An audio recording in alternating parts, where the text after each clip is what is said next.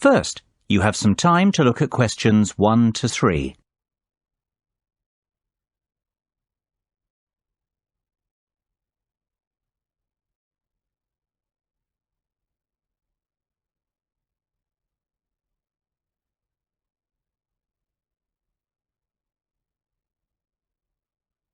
Hello, McFadden's Travel.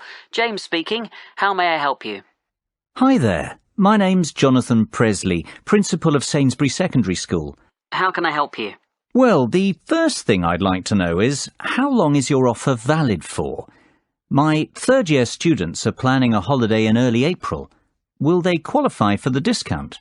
You will qualify for the discount. Oh, fantastic! Well, tell me now, how many students are you planning to take on this tour? I expect there'll be about 45 students and 3 teachers accompanying them. Why? Are there any further discounts? There are indeed.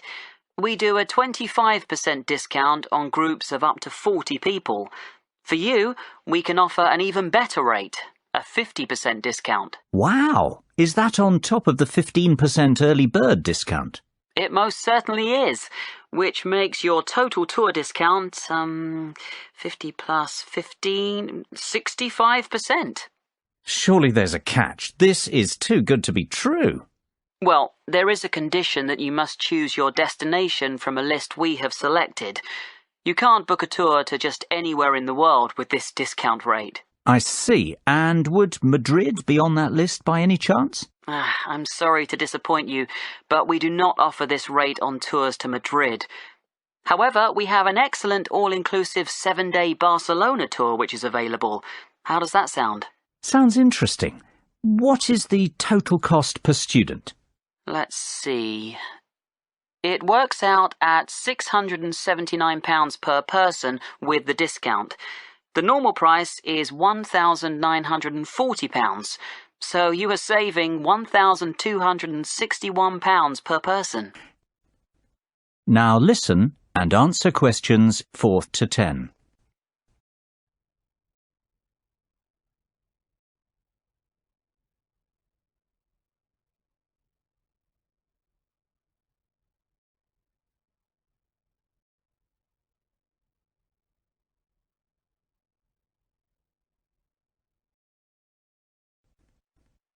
Tell me, what do you mean by all-inclusive? What does £679 get us?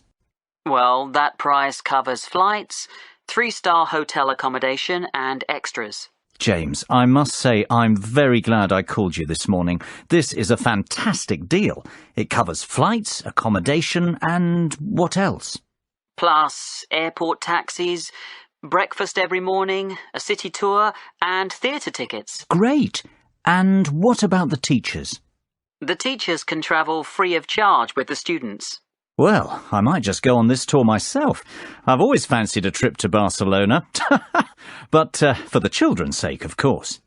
Can I give you my email address to confirm the rest of the details? Of course. It's jonathan.presley@sainsbury.com.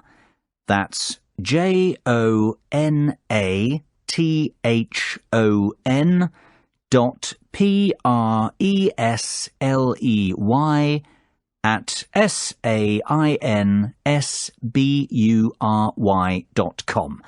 What's your card number? It's 6676 6654 9743 1251. Expiry date 01 Jan 2015.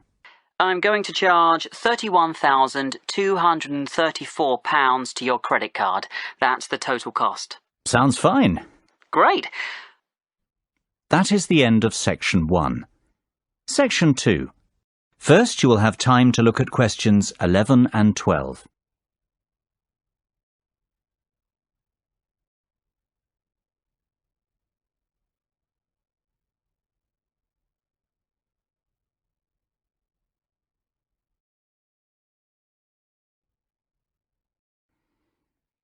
David, Formula One is now a massive racing franchise, but how did it all begin?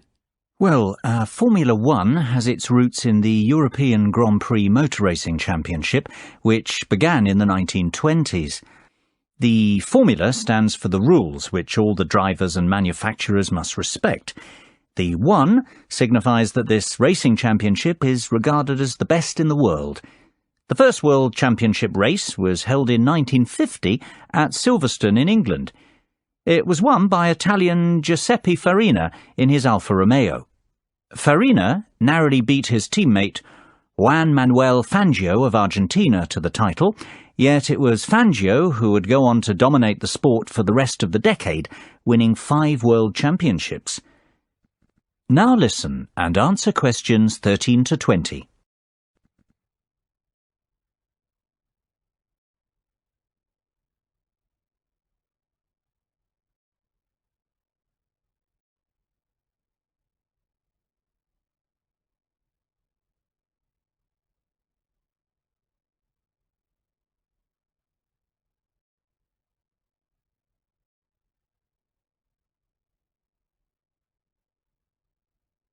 But what about the real heroes, the great drivers of Formula One, past and present? I'll start with the Grand Master of Formula One, the great Fangio, who I've already mentioned. He dominated the sport throughout the 1950s, winning 5 titles in all, his first in 1951, his last in 57, a record that stood for 46 years. Indeed, he was the first multiple championship winner. Another undoubted great is Brazilian Ayrton Senna. Senna won the world title 3 times, the first being in 1988, the last in 1991. Tragically, he died in a race crash the year after, to the dismay of millions of fans watching the race unfold live on TV. Senna was best known for his skills driving in the wet, and he won the Monaco Grand Prix, on what is regarded as the most difficult racecourse in Formula One, more times than any other driver. Perhaps because of this, he is regarded as the most naturally gifted driver to have ever sat behind the wheel. Another very talented driver was Frenchman Alain Prost. Prost won the driver's title 4 times during his career. His first title victory came in 1985 and his last arrived in 1993. Of course, Prost will always be remembered as the driver with the 3rd highest number of championship victories, and perhaps even more for the fact that he was a great rival of Ayrton Senna. Last, but not by any means least, Michael Schumacher is the most recent of these driving greats who deserves a mention. His first title was won in 1994, and he continued to dominate Formula One until he won his last title in 2004. Schumacher holds many driving records, including most drivers' championships, race victories, fastest laps, pole positions, points scored and most races won in a single season. He is also regarded as the greatest driver on paper, having won 7 world titles. That is the end of Section 2. Now turn to Section 3. First, you have some time to look at questions 21 to 27.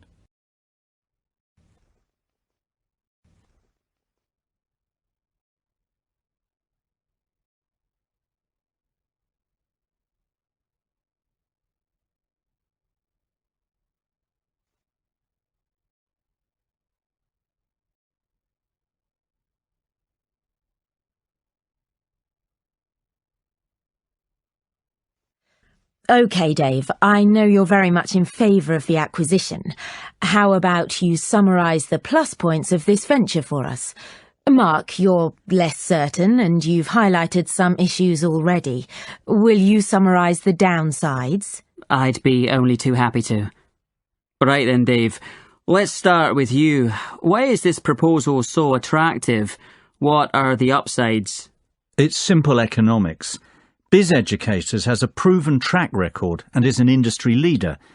It is a well-respected company with a great name, has generated excellent goodwill, and has consistently made a gross profit of more than £500,000 per annum with a great shareholder return. Yeah, but what about the net profit? That's not nearly as high. In fact, last year it made a net loss of £100,000. Mark, that's only because it invested in a new manufacturing plant.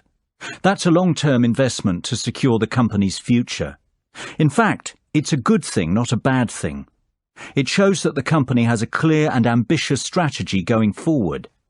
Besides, a £100,000 loss is very small in real terms. It's hardly worth being concerned about. That loss will be clawed back within 2 years if the projected profits for 2012 and 2013 materialise. The forecast is for a net profit of £500,000 in 2012 and £1 million in 2013.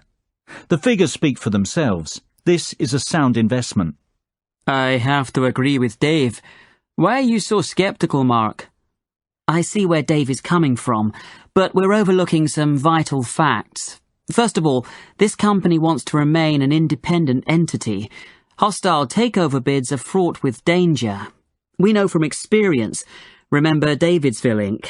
We spent a fortune researching that company and creating a workable business plan, only for the merger to fall through. Mark's right. It is always difficult to buy a company that doesn't want to be sold. Davidsville was a disaster. Continue, Mark. That's not my only concern. I am also worried that Biz Educators is a production-based company. We have no experience running companies like that. Our market is investment banking and trading. We would have to hire outside managers to run Biz Educators for us. That's going to cost more money. Look, I'm not saying it can't be done. I'm just saying this is a high-risk venture. Plus, there's no synergy. Our business is totally different, so we can't save costs by combining departments. Well, we can certainly see that this decision is not straightforward by any means. Maybe, but we have to come to a conclusion soon. It's almost 5 o'clock. What's the hurry?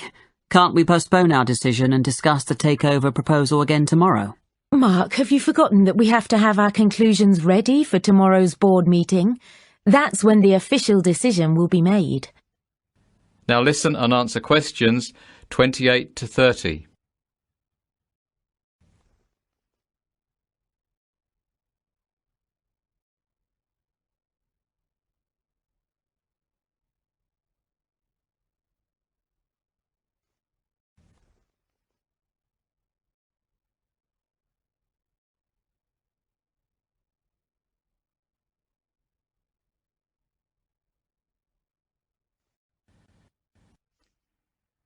Goodness, it almost slipped my mind.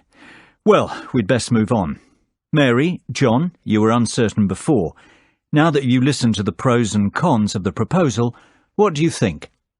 I think it's a great opportunity for our business. Biz Educators is definitely profitable, and it is a business on the up. It's growing, and it's a very attractive takeover proposition for that reason. No one doubts that it's a very successful business, but the question is, should we invest? I say we should, provided we can guarantee the following. First of all, I would like assurances that the management of Biz Educators won't oppose us outright. That would make the bid too difficult. Secondly, I think we need to ask an independent mediator to broker the deal on our behalf.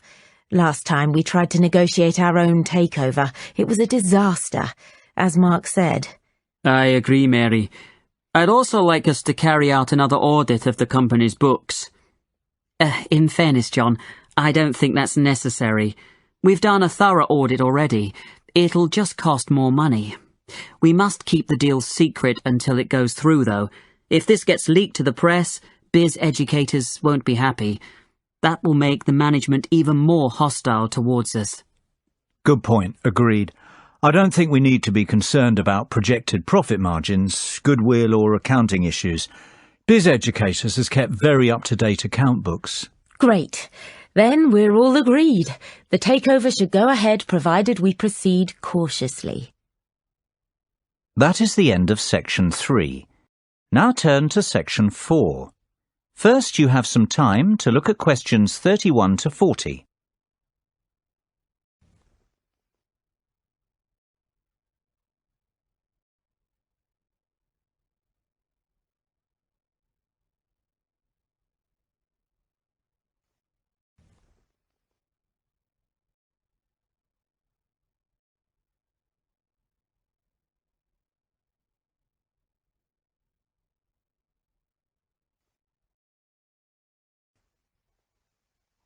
Thank you for the kind words, Alice. You are quite right. We face an unprecedented climate crisis, and it is up to each and every one of us to do our bit to help stop global warming. Believe it or not, if we all took some simple steps, we could dramatically reduce our carbon footprint and help protect the environment. But first, what exactly is your carbon footprint? Basically, it's how much you pollute the environment as an individual, or rather what volume of greenhouse gas is emitted into the atmosphere because of your day-to-day activities. The key to stopping global warming is for each of us to reduce our carbon footprint. And if we conserve energy in the home, we can achieve some truly dramatic results. Our homes are actually very inefficient from an energy conservation perspective. Indeed, more than 65% of all homes aren't insulated enough. This means that they lose heat, and that homeowners waste a lot of energy, not to mention money, on heating during winter. So, the first step is to fit adequate insulation in the attic and outer walls of your home. This can reduce your heating bills by as much as 25%. What's more, the government offers grants to people who want to have their homes re-insulated, so it isn't a very expensive process, and you will probably recoup your investment within a couple of years. I would encourage everyone to consider this course of action. Both your wallet and the environment will thank you. Believe it or not, there are even simpler things we can do. For a start, never paint your interior walls in dark colours. Dark colours absorb heat. Therefore, you will waste more energy trying to keep your home warm. Always use light colours on interior walls. Did you know a dishwasher that is 50% full uses almost the same energy as one that is 90% full? The moral of the story is to wait until your dishwasher is packed before switching it on. It'll save you and the environment. The same is true of most household appliances, so try to use them only when necessary. Another startling fact is that replacing just one normal light bulb with an energy-efficient light bulb will save you £25 over the lifetime of the bulb. Now, just imagine the savings if you replaced all the bulbs in your house. Having large windows seems to be in fashion right now, yet it makes no sense whatsoever from an energy-saving perspective. Windows are one of the biggest causes of heat loss. If you have large windows at home, my advice would be to close the curtains and blinds as often as possible. This will help your rooms retain heat. Another simple way to retain heat is to close all inside doors, especially ones which lead into cooler parts of the house. Carpets and rugs are great floor insulators. It's a good idea to have these fitted in rooms where heat retention is an issue. I would strongly advise people to consider erecting solar panels on their roofs. You don't need to live in a constantly sunny place to reap the benefits of these. Even our English weather will suffice. Solar panels can generate enough energy to heat your entire hot water supply, which is fantastic when you think how much you pay for this service at the moment.